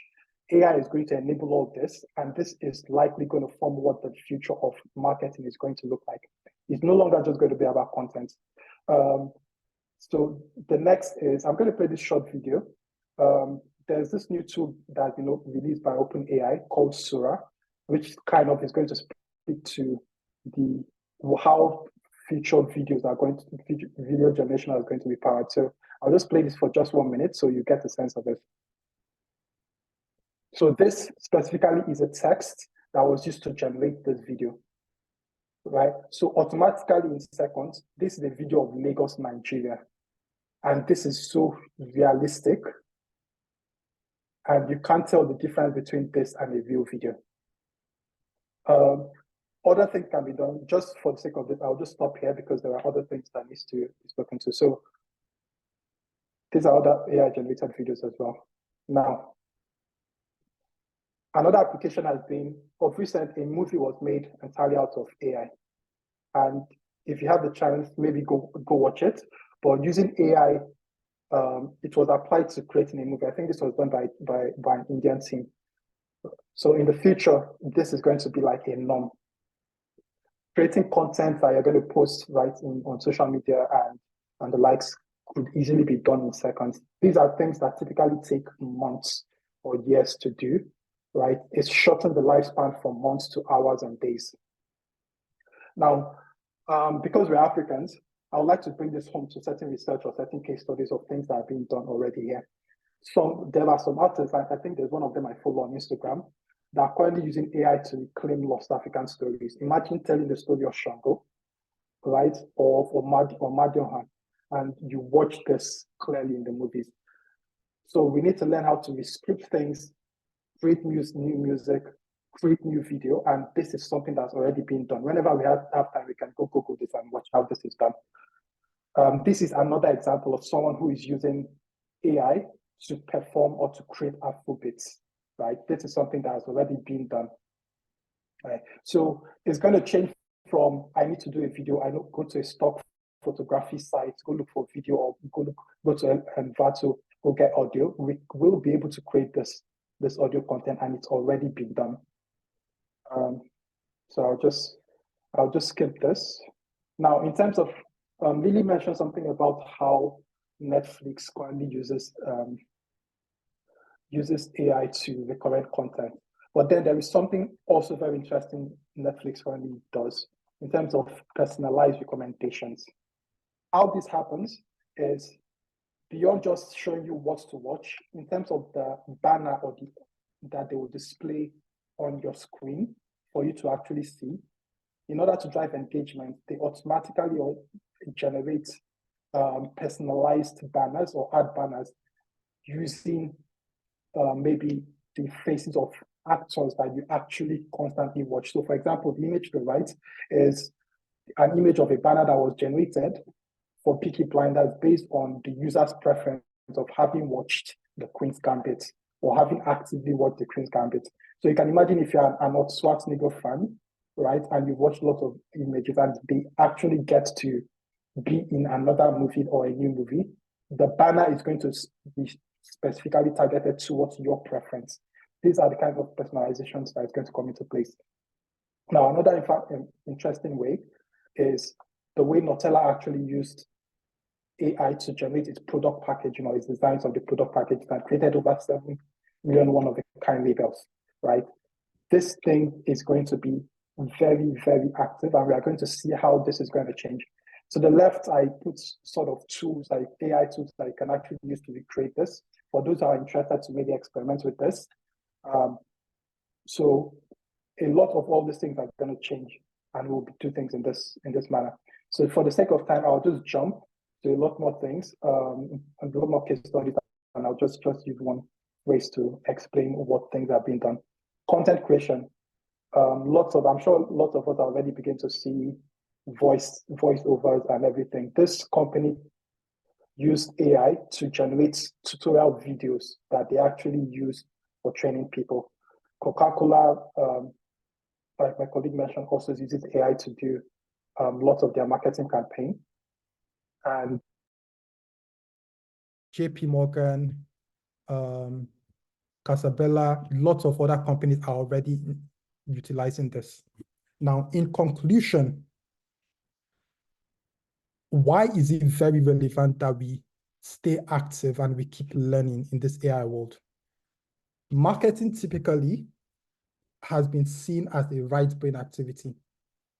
More often than not, we imagine an idea, or we try and tap into the emotional needs of people, or we are very intuitive and use our creative abilities, right? Using good music and good art to do this. In the future, we are going to need to transcend beyond just the right brain creativity of doing this to actually start tapping into some analytical and logical ways, and think strategically as to how we would actually perform our digital marketing. Why do we need this? Like my colleague said, you need to understand what the implications, right, of what this change looks like and the social impact is going to be. Things around biases, the disruption is going to cause. Lily has done a fantastic job to speak to this, so I'm not going to spend a lot more time in it. A very important thing that I need to let us aware is the regulatory changes that's currently happening. There's been a new law that's been passed, and that's the Digital Marketing Act by EU, and then the Digital Services Act. And as of last week, there's been active enforcement as to this. What is this going to mean? And this is something that we actually have to be aware.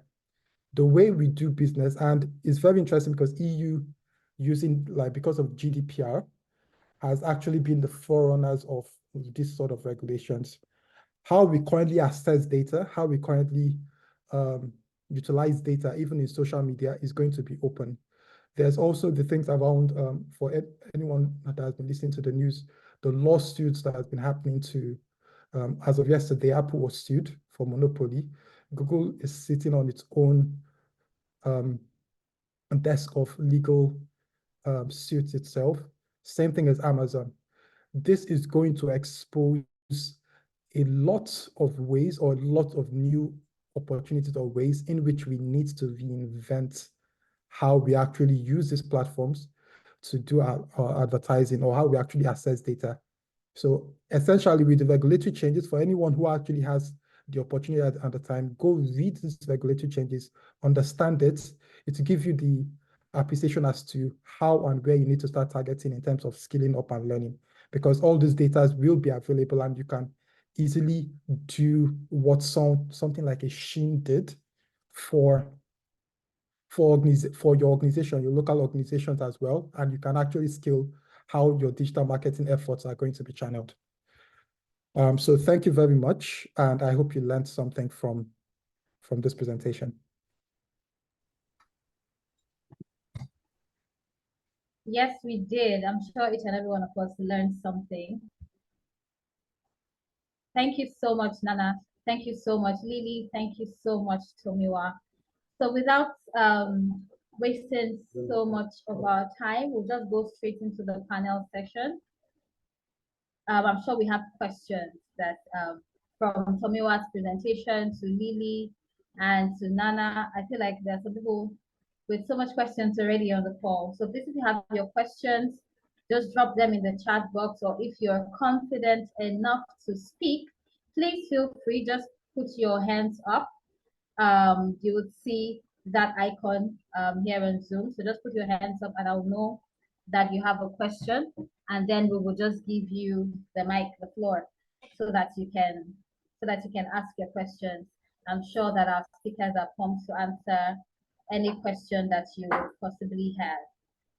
Yeah, so if you have your questions already, please let me just see your hands popping up, or if you want to drop them in the chat box, feel free to do so. I think out of curiosity, before we even start taking other questions, I'm just going to ask Tomiwa, you would want to tell us how you worked up your slides in 5 minutes or less. I'm sure there are curious minds also on this call. So what was that? What did you do? So that someone on this call who is wondering how did that magic happen can get the trick. So how did you work that up? Okay. So I already had prepared notes that I was going to use, and all I did was I installed an add-on on my Google. So I went into Google Slides, went into the add-ons, and I just searched for slide generation. And that was it. And I found it, so slidesai.io, and I just put my text in it, and that was it. Boom, it popped up the slide, and yeah, it was good to go. Okay, fantastic. So I'm sure if there's anyone on this board, I was wondering how did Tomiwa work that up. So we've gotten answers to that question. So please, if you have your questions, please feel free to put them in the chat box. So just shoot your hands up, and then I'll yield the floor so that you can answer. A couple of questions that come to mind. Tomiwa, when you were speaking, you mentioned something about talking about marketing research. Yeah, you said something about AI hallucinating data. Yeah, could you just expound on that? So are we saying that it's risky for anyone, any marketer on this call, or anyone to try to do research with AI, since it can't be trusted entirely as it is? So could you just expound on that thought?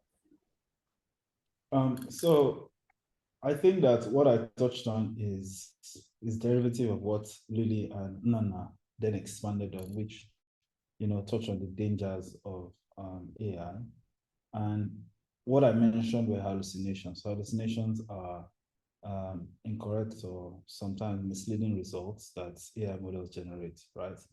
In many cases, they don't mean to generate it. In many cases, it's very weird when I say they don't mean to generate it, because I'm applying personhood to AI, but at this stage I might as well. But especially when using AI for research, the ability or the accuracy of the outputs that AI gives you is very dependent on the cleanness of the data that you feed it, the data or the data sets that you either feed it or you ask it to explore. And in many cases, it could also be caused by maybe the vagueness of the prompt that you use to trigger whatever research task you set it on. So I like to say, especially with research, 9 times out of 10, when you ask an AI model to predict or to calculate, right, or to come up with a positive or a negative, it's very important that you verify it with a third-party source. And as much as possible, you reduce the dependency or reduce the chances. Don't depend so much on AI, in other words. No. That's not technically what I want to talk Okay. about. Okay. Yes, I'm not saying you shouldn't depend on AI, but essentially you need to help, let's say it like that, right? You need to help it. So make sure that the data set it's feeding on is very clean. And as much as possible, always assume that to make assumptions, because like Nana touched on, there's the problem of data bias, where AI lean more to like this color people that it would darker color people. So always understand that you need to help as much as it's helping you. Yeah. Okay, so I see hands coming up with questions, so we'll just take a couple of questions from the audience. So before the question, go ahead. Yeah, I just wanted to Yeah. add something to what Samuel said. Okay, So great. AI is bound to make hallucinations, yes, because it's typically in the heart of it, it's garbage in, garbage out. Now, it depends largely on the data that it was trained on. And in the midst of it, if you want to actually do research, and this is something that eventually, I would say people eventually go learn the skill. There are new ways to minimize this hallucination. There's a term called RAG, retrieval augmented generation, which what it does is you can actually feed the AI specific data specifying the context of an organization that you actually want to learn, which it actually uses in addition to whatever the AI has been trained on. So it means if you actually want to train AI to do a marketing campaign for a set of architects, right? You need to go find the data about architects, right? And merge it alongside whatever foundational AI model. That way it gives you a better streamlined information that you need. It's going to largely be reliant on the data. And because what is being built is largely general purpose, which also then depends on if you want to ask a question, you need to ask it the right question with the prompt to be able to fetch the right information. Eventually, would also always have to start streamlining to the particular aspect that we really want to search and find ways to also feed it the right data. So all we say is use AI, understand the strengths of AI, understand the limitations of AI, understand how to optimize AI. Don't just be a user, right? One thing as Africans that we do a lot is we use without asking questions or without trying to push the boundaries of it. When we push the boundaries, let's find how we can make them even better. Thank you. Thank you very much, Tomiwa and Nana. I think it all ties into like what you said, it's text-based, so you have to use the right prompts to sort of like get what you want in terms of the feedback that the AI tool that you're using. Okay, so I see someone's hands up. Please, if you have questions, put them in the chat box or just shoot your hands up and we'll take your question. Yeah, I see your hands up. C, please go ahead to ask your question. Okay, you're muted if you're okay, go ahead.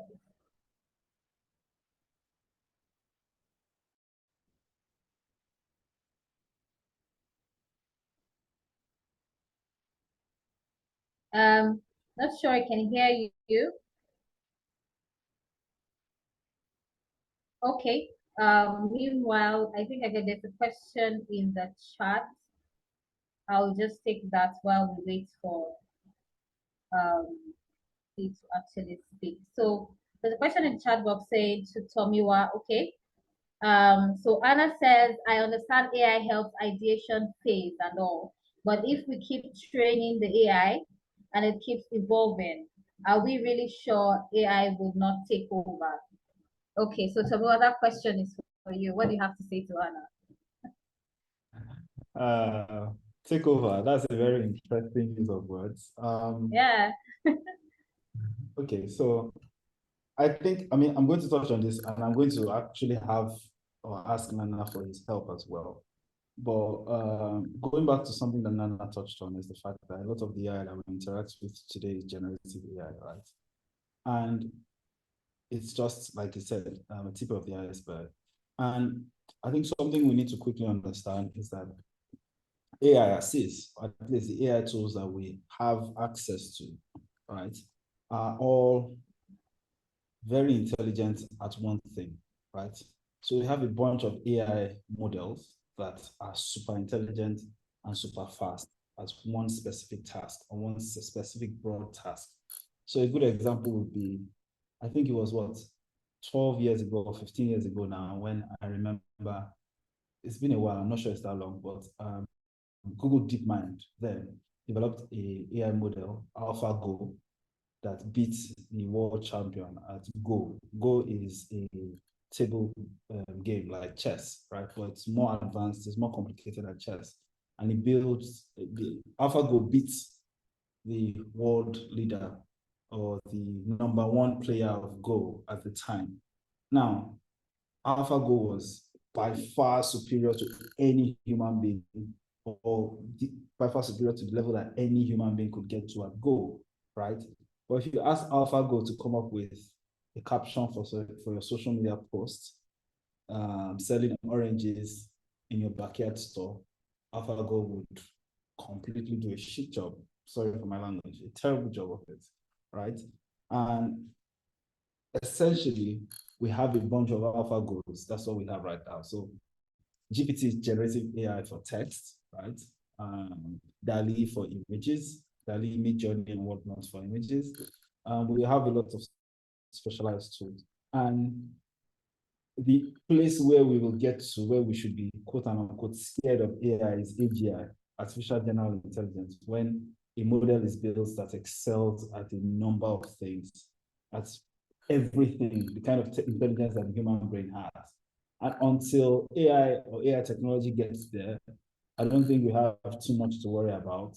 And even at that, the people who are working on AGI are also trying to make sure that they build controls and they build ethical rules and laws into these AI models to ensure that they do not in any way feel like humanity is the enemy.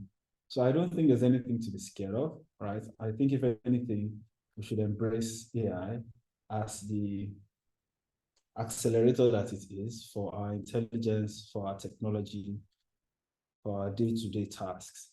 And then even when AGI comes, I believe that maybe I'm being naive, but I do believe that if anything, it will just be a further accelerator, because then we'll have AI that could excel at a myriad number of things, right? While still being, I wouldn't say subservient, but in partnership with us. So, yeah.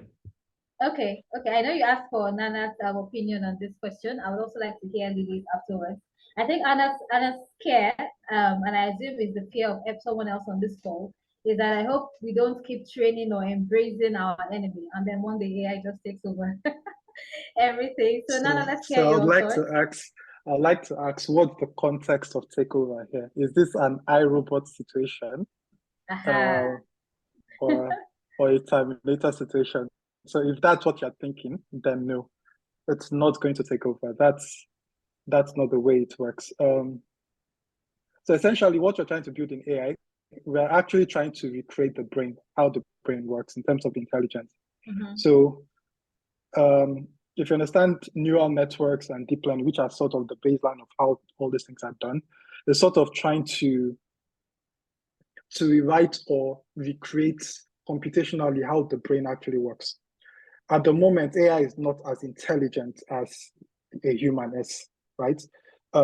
Because there are certain nuances that we learn over experience, which, yes, artificial intelligence is based off continuous learning. But then again, it's going to take a while. I wouldn't say you wouldn't build an AGI that is as intelligent and even more intelligent than a human, but probably most of us will not see it in our lifetime. Because when you start going further into beyond just going the supervised learning and generative AI, there are things like progressive neural networks, reinforcement learning, which means for every time you have to build additional layers that it actually learns based on feedback. And currently, both in energy, right, we don't have the electricity to even do this. Like, it takes a lot of infrastructure and energy computation to do this. So beyond just the technology evolving, there are infrastructural things that we haven't even gotten to just yet. So what I would just say, if you are scared of it taking over, I'm sure the taking over now is in terms of social impact and your jobs, right? View AI as a productivity tool. Is here to assist your productivity. Is going to rewrite what we understand productivity to be, which means we need to unlearn, relearn, and adapt to these new things. So if we need to embrace something in this new age, if there's nothing that I say and you hear within this AI age, if you need to embrace something, is that brush off your books and start learning, right? You just have to learn as fast as the AI is. You would always be one step ahead because the cost of retraining to specific instances of certain things, like it's capital intensive and it needs humans to actually input certain things for it to work. Okay, I like what you said, brush up your books and start learning, because it ties into something you said when you said step out of your comfort zone. So we need to keep up with the speed. Lily, do you have any thoughts to add to that before I take the next couple of questions before we run out of time?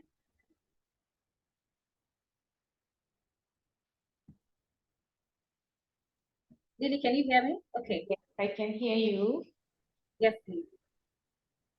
I think what Nana and Tomiwa said is great. I believe AI, looking at Mary's question, I believe AI is not here to take our jobs, as I have highlighted earlier.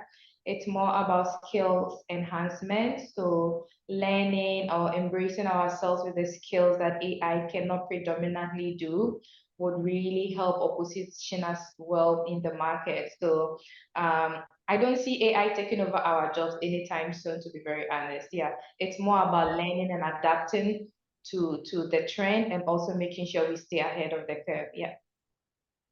Okay, thank you very much, Lily. So I have two questions here.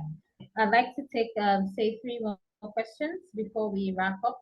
I have 2 here. So if you still have a question, please shoot your hands up, or you can drop them in the chat box so that we can see the questions and ask our speakers. I'm sure they're ready to take our questions as well. So there's a question here to Nana. So Temitope says, how do you see the future of AI in marketing evolving, and what potential advancements do you anticipate? Okay, so Nana, do you want to answer that? Okay, so how do I see the future of AI evolving in marketing? Well, it's already evolving, and most especially within the generative space. So, for example, at one point in time, my job was building websites for people, and probably to take me, on a very good day, I'll take 2 days to build this. On a bad day, when the requirements is a lot more difficult, it'll take me weeks, right? So right now, there are code generation tools that you can build a site probably within 1 hour, right? With the content, with the images, with the code, everything within 1 hour, which didn't used to be. Now, if you say you wanted to build a landing page for some marketing campaign, or you wanted to do an A/B testing for whatever marketing idea that you needed to do, right? It's no longer a fact that you have to go look for a programmer. You have to go look for a graphics designer or a video editor, or whatever the case may be. This tool or AI is bringing it to the ordinary person that you can do all this really fast and bootstrap and test whatever idea that you need to do. Now, this is a case that I'm just saying when it comes to building website, right? You can then imagine when you look at video creation, music creation, targeted spend or targeted ad pricing and the likes. All those things are going to shrink, and that's why I say productivity.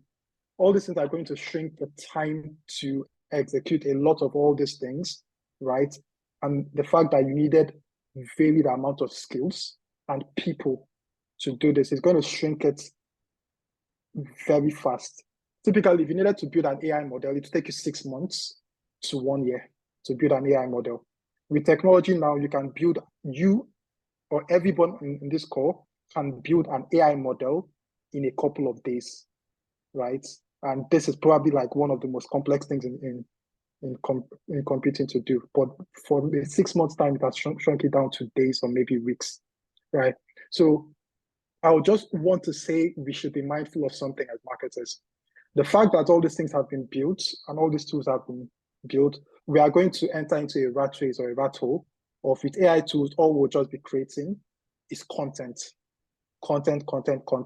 because it makes it easier and would replicate content generation and will just perpetuate information overload. And that's why I said something about the right brain activity. If you focus on right brain, all you just think about is utilization. We need to start thinking, if you are going to evolve as be a participant in this AI race as a marketer, you also need to start thinking about how you can go beyond that and build certain things, right? Because if you are marketing and you rely on marketing or like on AI to generate all those things, there's going to come a world whereby whatever data, whatever thing that you have built is only going to be for one market segment, right?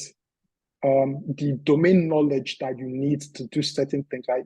So if you're ever scared of taking the job, no, there's specific domain knowledge that you can't take away from humans. The domain knowledge based on cultural impact and based on things still resides in humans. So you have to actually put that into place. So when you're thinking about the advancement, think bigger. Think, how do I create new videos, right? How do I retell stories? How do I write new scripts, right? How do I take a product, drill down to the data itself, and turn engagement, right? Or even transform the sales funnel of the organization to make sure that they're actually targeting the right people. Rethink it, get the data. If all you want to do is, let me just be getting the data, let me probably not build a model, go get data on like from the remote area, the informal sector. If you want to do in finance beyond just the formal sector, the informal sector, go get data in probably in the western part of Nigeria, in the eastern part of Nigeria, understand their culture, understand their slangs, understand the trends you get, like when there are new dance steps, just go get it and regenerate all those things based off of all of them. But that's the direction that I think AI marketing is going to take. Hope I answered your question well enough. I think you did. I think you did justice to that question. Thank you very much, Nana. So I'm just going to take the last question. Last question, and I think I'd like Lily to answer this question if the person wasn't specific to who they want to answer. So Lily and I think Tomiwa will take an attempt on this question. So there is the marketer on this call that is curious to know, as a newbie in the marketing industry, what are the areas to focus on in terms of learning? Yeah, so someone is feeling lost in the mix of all this, everything you guys are talking about AI. So someone wants to know, where do I start? What do I focus on in terms of learning? So Lily, I'd like you to answer this, and then tell me why you also give it. Okay, thank you for that question.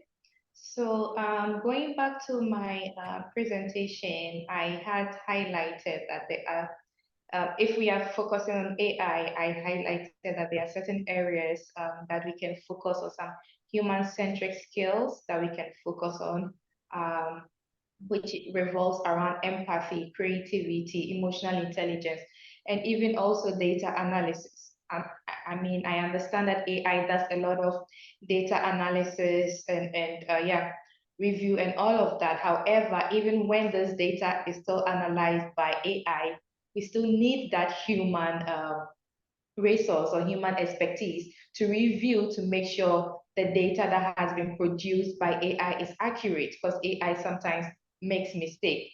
So one skill that will still be very relevant is data analysis. And this is a skill that you can build or you can learn more about.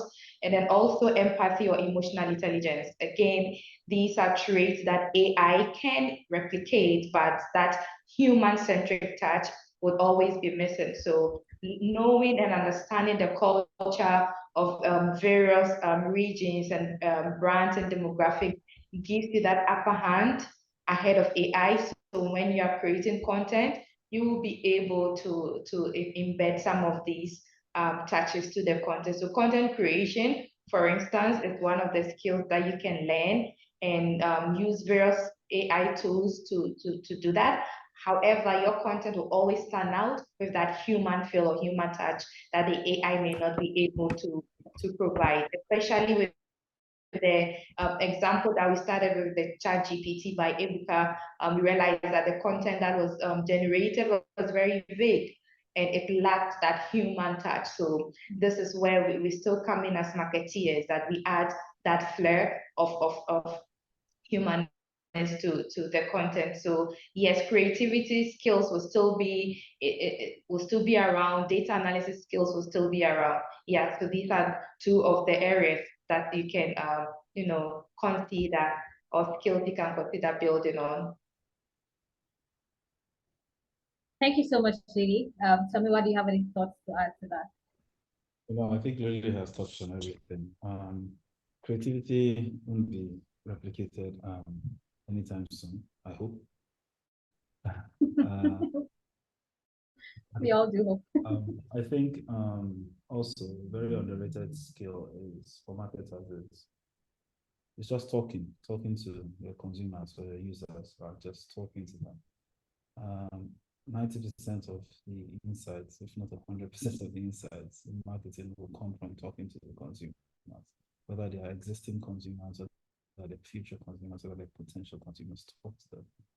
And then the ability to also then generate insights from the information of data you get from those conversations is a very useful skill. So strategic thinking, adopting frameworks to pull insights out of conversations would be very useful. So creativity, the ability and the willingness to talk, and then the ability to ideate and pull insights out of those conversations. Yes.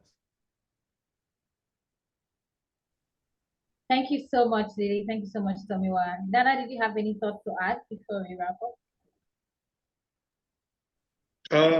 Yeah, so Tomiwa and Lily mentioned a very important thing, data. So I would say build your data acumen. If you want to at least start interacting with AI at least to a very technical level, the easiest place for anybody to start is prompt engineering, right? So if you can actually it's very simple, anybody can do it. You don't even need any technical knowledge for it. But that is the entry point to which you can actually instruct an AI to do well. But then beyond that, build your data acumen. Also, beyond just data acumen, build your domain knowledge in specific areas of marketing, right? Because you need to really understand.